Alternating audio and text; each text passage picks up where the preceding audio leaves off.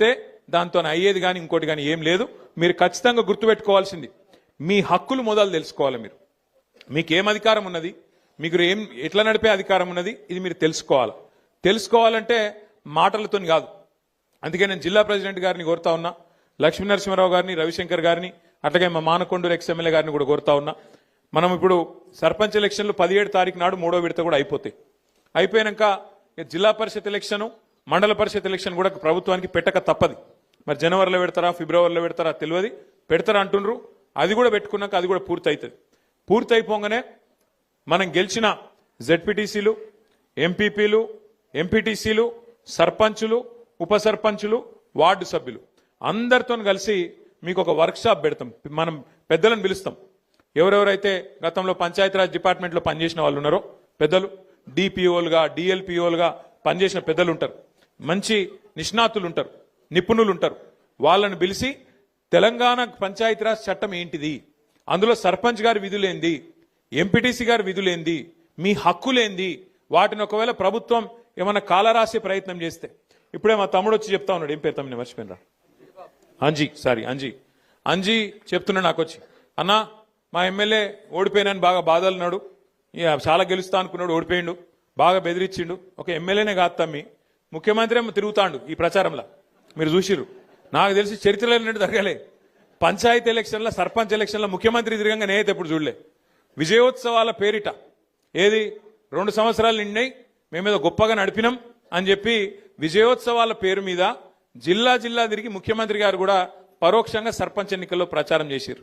ఇక ఎమ్మెల్యేల బెదిరింపులకైతే ఇక అంతులేదు పొంతులేదు.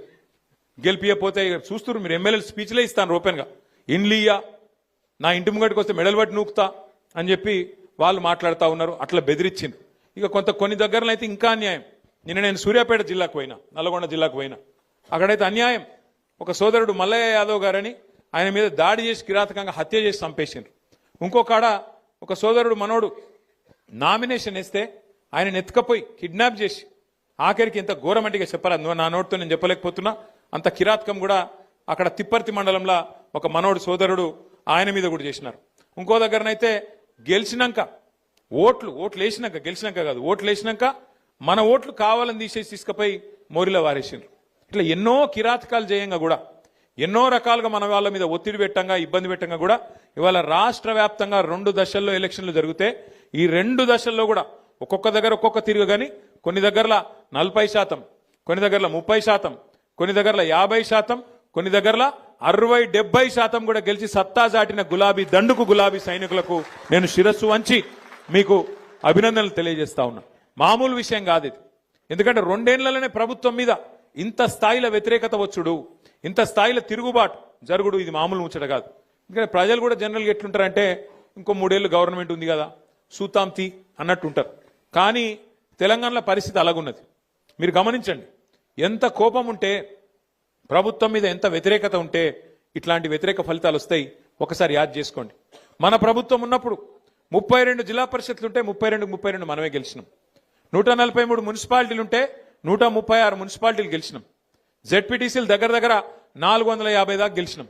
మండలాలు దగ్గర 430 దాకా గెలిచినాం. 520 చిల్లర మండలాలు ఉండే అప్పుడు కొద్దిగా పెరిగినాయి ఇప్పుడు. అట్లాగే గ్రామ పంచాయతీలు 12,000 ఉంటే దగ్గర 9,000 మనమే గెలిచినాం. కేవలం అక్కడనో ఇక్కడనో వాళ్ళు ఒక 15-20% గెలిచిరు, కానీ మనం గెలిచినట్టు 30%, 40%, 50-60% వాళ్ళు ఎక్కడ కూడా గెలవలేదు. 2 ఏళ్లు తిరగకుండానే ప్రభుత్వానికి ఈ పరిస్థితి వచ్చింది. మరి పెద్దల ఆత్మవిమర్శ చేసుకోవాలి కాంగ్రెస్ వాళ్ళు. ఎందుకు 2 ఏళ్లు తిరగకుండానే ప్రజలలా ఇంత కోపం వచ్చింది? మనకు కనబడుతూనే ఉన్నది. యూరియా బస్తాల కోసం తనలాడుడే, కరెంటు కోసం ఆగం, ఏ పథకం కూడా చక్కగా అమలు అయితలేదు. రైతు రుణమాఫీ అన్నారు, 2 లక్షలు అన్నారు, ఎక్కడ కూడా చారణకు మించి చక్కగా జరగలే. అట్లాగే రైతు బంధు పెంచుతామన్నారు, 10,000 కేసీఆర్ ఇస్తే మేము 15,000 అన్నారు, ఇలా అది కూడా చక్కగా ఇయ్యలేదు, 2 సార్లు ఎగ్గొట్టిండ్రు. ముసలోళ్ళకు పెన్షన్ పెంచుతామని చెప్పి ఆశ పెట్టి 2,000 4,000 చేస్తామని ఆశ పెట్టి ఆ 2,000 కూడా 2 నెలలు ఎగ్గొట్టింది ఈ ప్రభుత్వం. 2 ఏళ్ళు అయినా కూడా 100 రోజుల్లో చేస్తామని చెప్పి 800 రోజులు అయినా కూడా అవి కూడా చేయలే. మహిళలకు మోసం చేసిండ్రు, నెలకు 2,500 అన్నారు, తులం బంగారం అన్నారు, అవి కూడా ఇయ్యలే.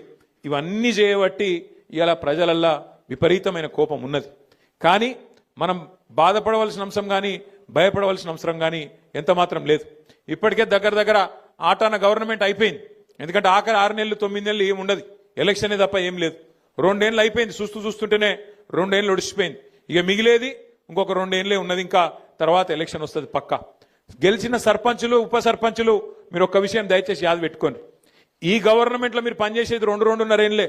మళ్ళీ అటెన్క వచ్చే గవర్నమెంట్లో మన గవర్నమెంట్లో మళ్ళా 2-2.5 ఏళ్ళు మీరే ఉంటారు. కాబట్టి దబ్బన వీళ్ళు ఏమైనా కొద్దిగా కష్టపెట్టినా కొద్దిగా ఇబ్బంది పెట్టినా 1 సంవత్సరం ఓర్చుకోవాలి అంతే.